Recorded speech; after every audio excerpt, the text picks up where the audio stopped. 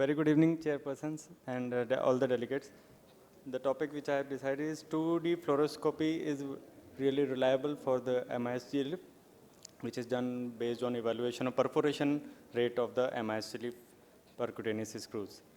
So MIS has definitely evolved with the times, and it has gone from freehand to fluoroscopy based to navigation based.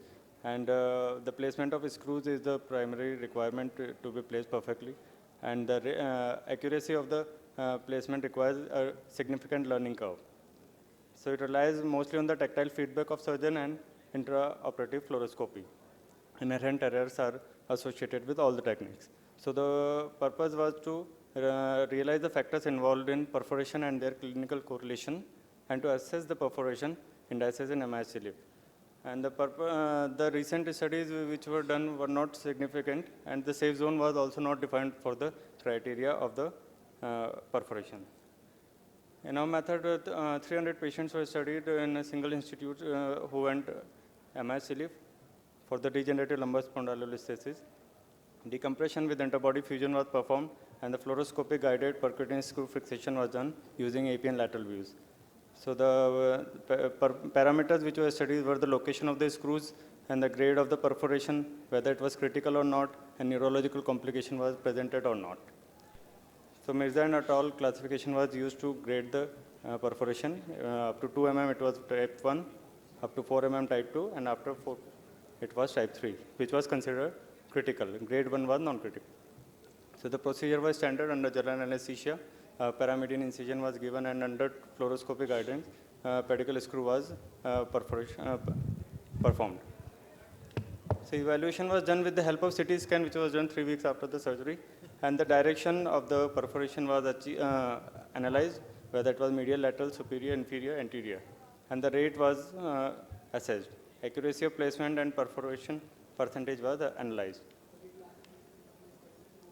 So overall 300 patients underwent, and 1200 screws were analyzed. L45 was done at 168 patients, L5S1 at 132 patients. So the perforation rate was only 5%. Out of 1260 screws perforated, mostly were lateral 30, and some were medial 24. Only 5 were superior and 1 was inferior. And the grade 1 perforation was there in 42 screws, and grade 2 in 18 screws. So the VAS and ODI screws improved without perforation or non-perforation status, and the non-neurological injury was there without any CSF leak.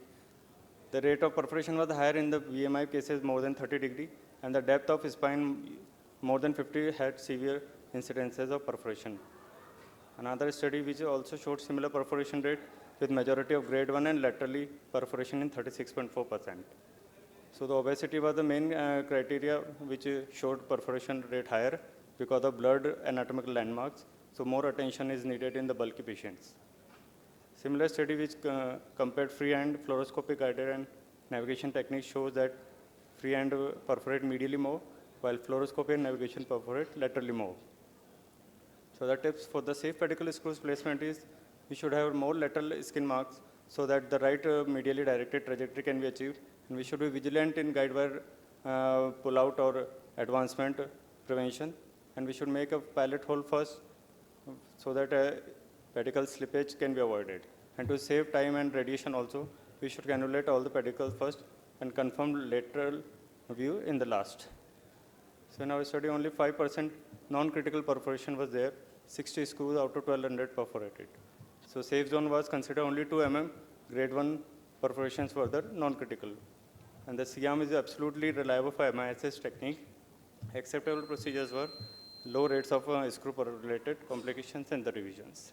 Thank you, sir.